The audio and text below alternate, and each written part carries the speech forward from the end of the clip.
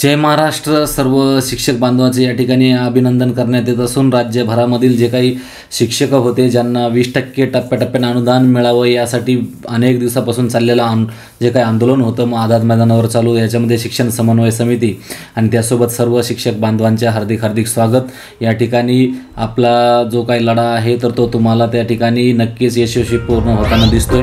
या ठिकाणी जे काही शिक्षकांच्या मागण्या होत्या की टप्प्याटप्प्याने शाळांना 20% अनुदान देण्यात यावं, इतर मागण्यासाठी शिक्षकांनी या ठिकाणी आझाद मैदानावर आंदोलन सुरू केलं होतं.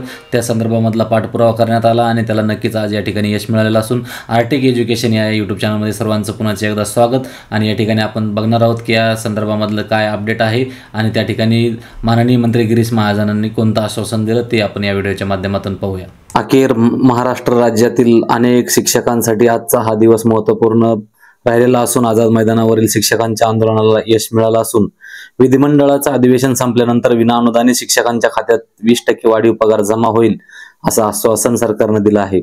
आझाद मैदानात शिक्षकांच्या आंदोलनात जाऊन मंत्री गिरीश महाजन साहेब यांनी ही घोषणा केली. इथून पुढे पगाराची तारीख टाळणार नसून असं आश्वासन त्यांनी दिलं आहे. त्याआधी शिक्षकांच्या शिष्टमंडळानं मुख्यमंत्री देवेंद्र फडणवीसांची भेट घेतली. चर्चा सकारात्मक झाल्याचं महाजन यांनी सांगितलं. सकाळी शरद पवार आणि उद्धव ठाकरेंनी आझाद मैदानात जाऊन शिक्षकांची भेट घेतली होती. राज्यातील विनाअनुदानित शिक्षकांना देण्यात आलेलं आश्वासन सरकारने पूर्ण करावं, शाळांना 20% टप्प्याटप्प्याने अनुदान यासह इतर मागण्यासाठी शिक्षकांनी आझाद मैदानावर आंदोलन सुरू केलं होतं. आपल्या मागणीसाठी शिक्षक आक्रमक होताच सरकारने त्यांच्या मागण्या पूर्ण करण्याचं आश्वासन दिलं. या संदर्भामध्ये अधिक काय म्हणाले ते आपण पुढील व्हिडिओच्या माध्यमातून बघूया की या राज्याच्या चांद्यापासून बांद्यापर्यंत असलेल्या हजारोच्या संख्येनं कालपासून उन्हातान्हात पावसामध्ये या ठिकाणी आंदोलन करणाऱ्या माझ्या सर्व शिक्षक बंधू भगिनी, कर्मचारी, आमच्या सोबत असलेले आमचे सर्व शिक्षक आणि पदवीधर आमदार कालपासून सभागृहामध्ये आणि माननीय मुख्यमंत्री महोदयांनी घोषणा करावी म्हणून प्रयत्नामध्ये होतो. काल संध्याकाळी सुद्धा संपूर्ण राज्यामध्ये संकट मोचन म्हणून ज्यांची ओळख आहे तो पण घेणार ते माननीय नामदार गिरीश भाऊ महाजन साहेब हे आपल्यामध्ये येऊन आपल्याशी चर्चा केलेली होती आणि त्यानुसार मुख्यमंत्री महोदयांनी सांगितलं होतं की उद्या सकाळी 11 वाजता शिष्टमंडळासोबत आम्ही चर्चा करू. परंतु काल सायंकाळपासून वेगवेगळी मंडळी या ठिकाणी येत होते, त्या ठिकाणी आपल्याशी संवाद साधत होते. ही सगळी भावना माननीय मुख्यमंत्री महोदय पण गेली आणि त्यांनी सांगितलं की आपल्याला हे करायचंय, परंतु त्या ठिकाणी काही राजकारण होत असेल तर हे काही योग्य नाही. आवाज काहीच बोलू नका त्या विषय काय बोलू नका. हॅलो.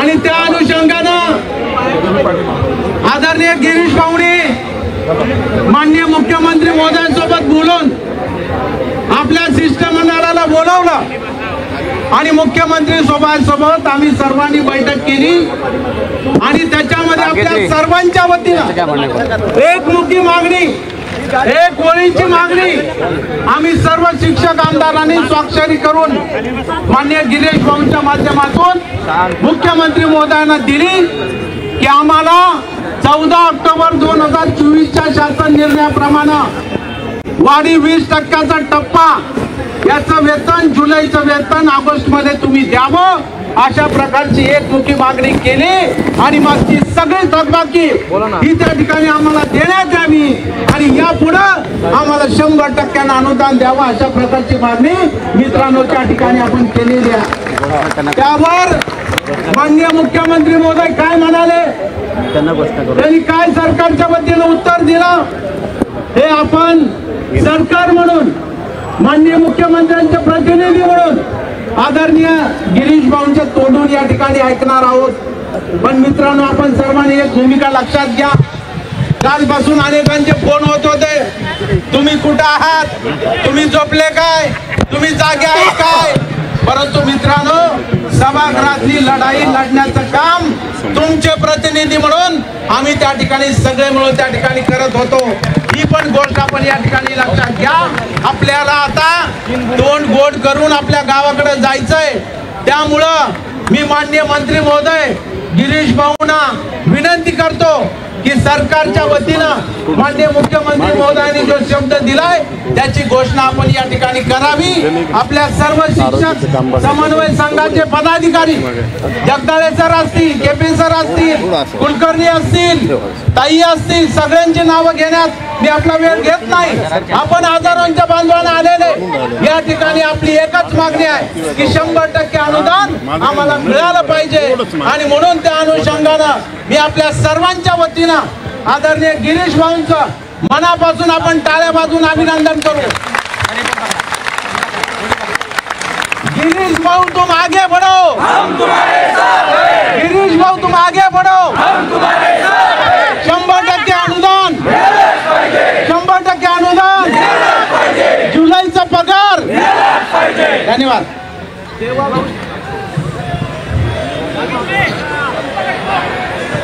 बोला भारत माता की, भारत माता की, छत्रपती शिवाजी महाराज की।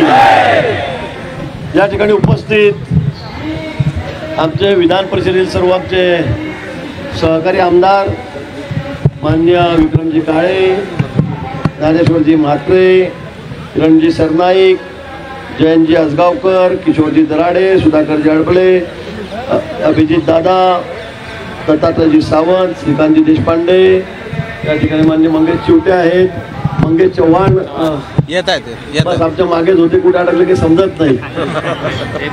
ते उपस्थित या ठिकाणी सर्व आपले पदाधिकारी, आपल्या संघटनेचे सर्व पदाधिकारी, उपस्थित सर्व माझे शिक्षक बंधू आणि भगिनींनो आणि पत्रकार मित्र, काल मला जेव्हा संध्याकाळी इथे SP जे आहेत त्यांचाही निरोप आला, आमचे काही आपले आमदार भेटले त्यांचाही निरोप आला की भाऊ आंदोलन सुरू आहे, आमचे शिक्षक मोठ्या संख्येमध्ये या ठिकाणी आलेले आहेत, पाऊसही पडतोय, त्या ठिकाणी आपण यावं, आम्ही इथेच आहोत। आणि मग मी विधानसभेतून बाहेर पडलो, इथले SP आहेत, पोलीस अधिकारी त्यांच्याशी संपर्क केला, पण त्यांनी मला सांगितलं की फार आक्रमक आहेत सगळे शिक्षक, तुम्ही न आलेलं बरं। म्हटलं असं कसं काय चालेल, त्याच्यामुळे रात्रीची वेळ आहे, इथे काही दिसत नाही, सगळा अंधार आहे आणि शिक्षक आमचे आक्रमक आहेत।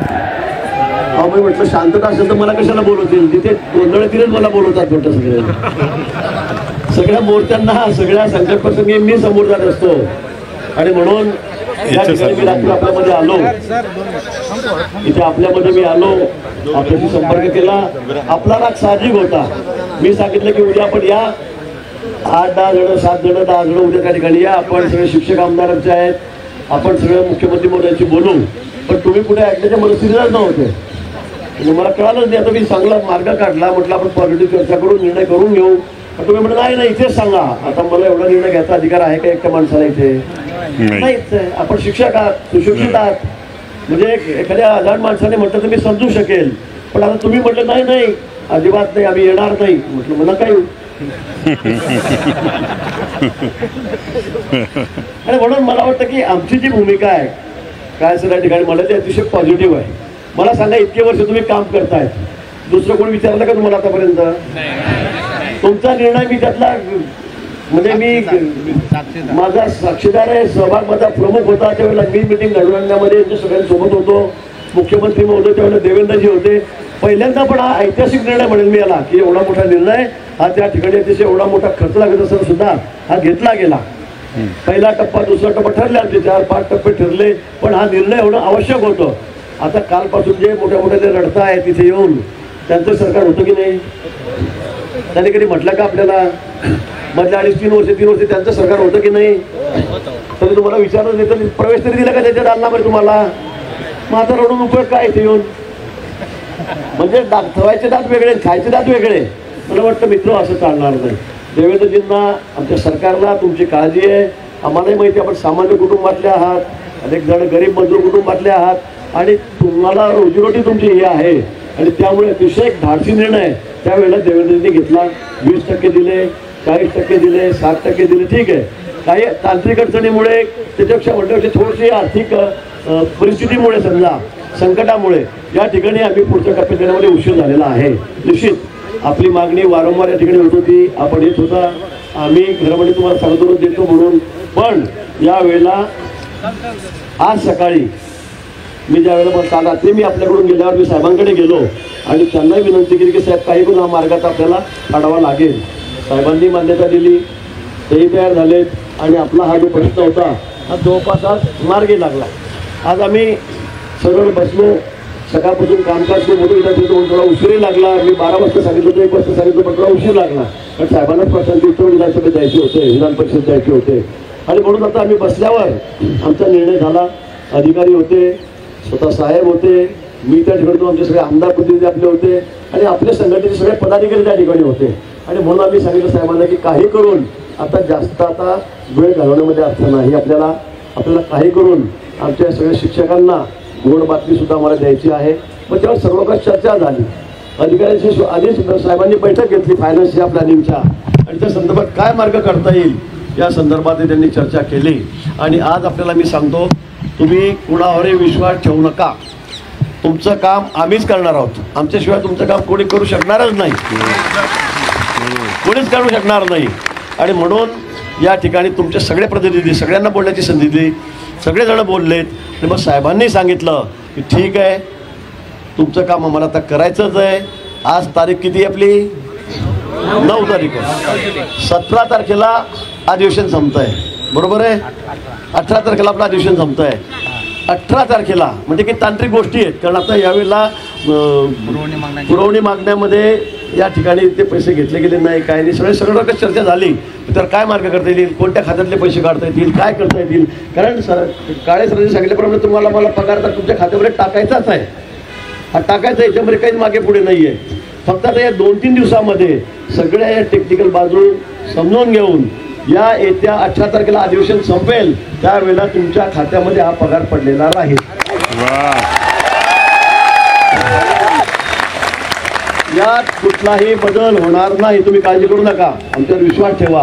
कारण आम्हाला तुमची काळजी आहे, तुमची आम्हाला काळजी आहे. उगाच का खोटं बोलायचं आमचा प्रश्न नाही आहे. आम्हीच तुम्हाला दिलेलं आहे, सुरुवात आम्हीच केली, निर्णय आम्ही केला, सुरुवात आम्ही केलेली आहे. तुमच्या खात्यामध्ये 3-3 हप्ते आम्हीच टाकले, टप्पे आम्ही टाकलेले आहेत. निश्चित काही थोड्या अडचणीमुळे थोडा उशीर झालेला आहे, पण आता यापुढे ही तारीख पुढे सरकणार नाही, अजिबात सरकणार नाही. मी तुम्हाला या ठिकाणी सगळ्यांच्या साक्षीने सांगतो, माननीय मुख्यमंत्री महोदयांचा हा शब्द त्या ठिकाणी आहे. त्यांनी सांगितलं की मी कुठूनही काढेल, काही करेल पैसे, पण तुमच्या खात्यामध्ये नुसतं 1 महिन्यापुरतं नाही, तर हा पगार आता शेवटपर्यंत, जन्मभर नाही, तुम्हाला रिटायर झाल्यावर नाही मिळणार हा पगार. ते म्हणतात जन्मभर नाही, रिटायरमेंट पर्यंत तुम्हाला हा पगार रेग्युलर मिळेल. मला नुसतं जुलै महिन्यामध्ये टाकायचं आणि नंतर परत तुम्ही 4 महिने वाट पहा, असं होणार नाही. 6 महिने वाट पहा, असं होणार नाही. तर आता तुमचा हा 80% असेल, काय असेल टक्क्याप्रमाणे मला माहीत नाही, पण 87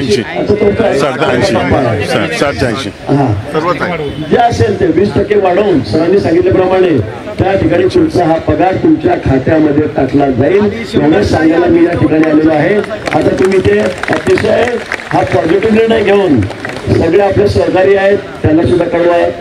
आपल्या सोशल मीडियाच्या माध्यमातून, व्हॉट्सअपच्या फेसबुकच्या माध्यमातून मला कळवता येतोय. आणि या ठिकाणी आपण पुन्हा एकदा मी सांगेन की देवेंद्रजी आहेत या ठिकाणी, शिंदे साहेब आहेत, अजितदादा आहेत, आमचे सगळे सरकार या ठिकाणी आहेत आणि सगळे आपले शिक्षक आमदार आहेत, यांचं मंगेशदादा या ठिकाणी आहेत, ते नेहमी आपल्या सगळ्या गोष्टीकडे लक्ष घालतायत. त्या सर्वांचं आपण मला वाटतं टाळ्या वाजून सगळ्यांनी एकदा अभिनंदन करावं आणि ही गोड बातमी घेऊन आपण सर्वांनी घरी जावं. आता 18 तारखेपर्यंत काय जोडगड करता येते ते आम्ही या ठिकाणी बघतो. मी सुद्धा मंत्री आहे, सगळे आमचे सहकारी आमदार या ठिकाणी आहेत, पण अधिवेशनाला घरी जाताना आधी तुमच्या खात्यामध्ये पैसे टाकून आणि मगच जाऊ एवढं आश्वासन मी पुन्हा आपल्याला देतो. 7 दिवस 1 आठवडा आपण फक्त थोडी कर सुटावी अशी विनंती मी आपल्याला करतो. धन्यवाद. जय हिंद, जय महाराष्ट्र. आभार. उपस्थित सर्व शिक्षक बंधू भगिनींनो, आज आपल्यासाठी सर्वांसाठी आज सोन्याचा दिवस आहे. नुसते आझाद मैदानमध्ये असलेले शिक्षक नाही, जे घरी असलेले शिक्षक आहे, म्हणजे साधारणतः 60,000 लोकांचा पगार येत्या 8 दिवसात मुख्यमंत्र्यांनी टाकण्याचं कबूल केलं. त्याबद्दल राज्याचे मुख्यमंत्री देवेंद्र फडणवीस असतील, उपमुख्यमंत्री शिंदे साहेब असतील, अजितदादा असतील, आमचे सहकारी नेते गिरीश भाऊ महाजन आणि सर्व आमदार बंधू भगिनी याच्यासाठी श्रम केले, त्याबद्दल मी सर्वांचा मनापासून आभार व्यक्त करतो.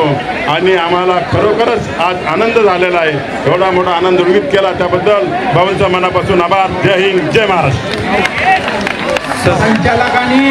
संचालकांनी जे 2 दिवस पगार कपातीचं पत्र काढलेलं आहे, ते पत्र मागे घेण्यासाठी आदरणीय गिरीश भाऊ, माननीय शिक्षण मंत्री आणि त्यांचे शेजारी माननीय नामदार भुसे साहेबांना बोलतील आणि ते पत्र रद्द करतील आणि ते करावं अशी विनंती मी आपल्या सर्वांच्या वतीने गिरीश भाऊंना करतो. सर नमस्कार.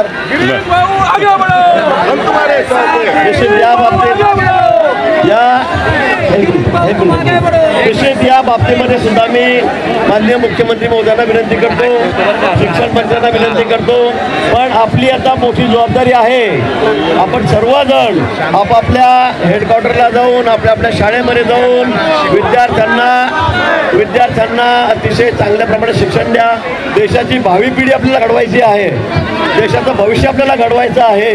आणि म्हणून मी आपल्याला पुन्हा आवाहन करेल की आपण आपापल्या शाळेमध्ये अतिशय चांगल्या पद्धतीने काम करावं आणि आमच्या देशाची पुढची भावी जी पिढी आहे ती सक्षम कशी होईल, चांगली कशी होईल, राष्ट्रभक्त तरुणांची फौज कशी आपल्याला उभी करता येईल, त्यासाठी आपण सर्वांनी त्या ठिकाणी प्रयत्न करावे अशी विनंती मी आपल्याला करतो आणि थांबतो.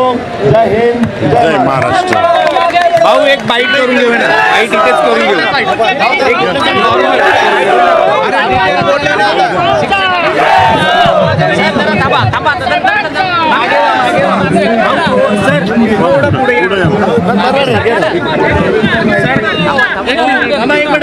महाजन साहेब, आपण हा निर्णय घेतलाय, सर्व शिक्षकांच्या मागण्या आपण पूर्ण केल्या आहे, काय सांगाल या संदर्भात? हे अतिशय मला वाटतं हा ऐतिहासिक निर्णय तर पूर्वी 24 माननीय देवेंद्रजींनी त्या ठिकाणी घेतलेला होता.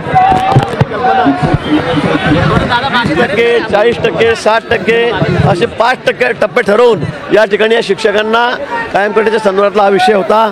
त्याचे 20% मिळाले, 40% मिळाले, 60% पैसे मिळालेले होते. 3 टप्पे झालेले होते. परंतु 4थ्या टप्प्यामध्ये थोड्याशा आर्थिक अडचणीमुळे थोडा विलंब या ठिकाणी या शिक्षकांच्या पगारासाठी झालेला होता. परंतु आज एवढ्या मोठ्या संख्येमध्ये या ठिकाणी शिक्षक आलेले होते. काल रात्री मी या ठिकाणी येऊन गेलो आणि नंतर सगळे शिक्षक आमदारही होते. आज दुपारी माननीय मंत्र्यांनी या ठिकाणी या संदर्भात बैठक बोलवली होती. सगळे शिक्षकांचे प्रतिनिधी त्या ठिकाणी होते आणि अतिशय एक चांगला निर्णय म्हणजे या अधिवेशन संपेपर्यंत यांच्या खात्यामध्ये आता सगळा हा 4था टप्पा जो आहे हा टाकला जाईल, त्यांचा पगार त्या ठिकाणी दिला जाईल असा शब्द सर्व आंदोलनकर्त्यांना सरकारच्या वतीने आम्ही दिलेला आहे. माननीय मुख्यमंत्री महोदयांनी या ठिकाणी दिलेला आहे. आणि मी खरंच सांगतो, देवेंद्र फडणवीस जर नसते तर हा निर्णय पूर्वी हा कधी झालाच नसता, कारण खूप मोठं बर्डन सरकारवर या सगळ्या पगाराचं होतं. पण अशाही परिस्थितीमध्ये अतिशय म्हणजे मानवतेच्या दृष्टिकोनातून म्हणेल मी, म्हणजे देवेंद्रजीच आहेत की त्यांनी एवढा मोठा धाडसी निर्णय त्यावेळेला घेतलेला होता. आणि आज 4था टप्पा आणि नंतर 5वा टप्पा हा आता कंटिन्युएशनमध्ये राहील. 8 दिवसामध्ये येत्या या 4थ्या टप्प्याचा पगार या शिक्षकांच्या खात्यामध्ये टाकला जाईल. आपल्या गिरीशजी आपल्याला बोलतात संकट मोचक, यावेळेस पण आपण संकट मोचक प्रमाणे धावून आला. पुण्यामध्ये काही तांत्रिक गोष्टी आहेत, ज्या प्रकारे आपण सांगितलं कुठल्या खात्यामधून निधी वळवायचा, तर या संदर्भात कशा प्रकारे निर्णय होणार? ते अधिकारी बघतील, फायनान्स डिपार्टमेंट बघेल, प्लॅनिंग डिपार्टमेंट बघेल आणि माननीय मुख्यमंत्री बघतील आणि अजितदादा बघतील, वित्तमंत्री आहेत ते. त्यामुळे मला असं वाटतं की इतक्या बारकाईमध्ये आपल्या जाण्याची गरज नाही. सगळ्या गोष्टीचं सर्वकाश चर्चा झाली. माननीय मुख्यमंत्री महोदयांनी सगळ्या अधिकाऱ्यांना बोलून घेतलं होतं आधी आणि त्यांनी यातून मार्ग काढलेला आहे. धन्यवाद.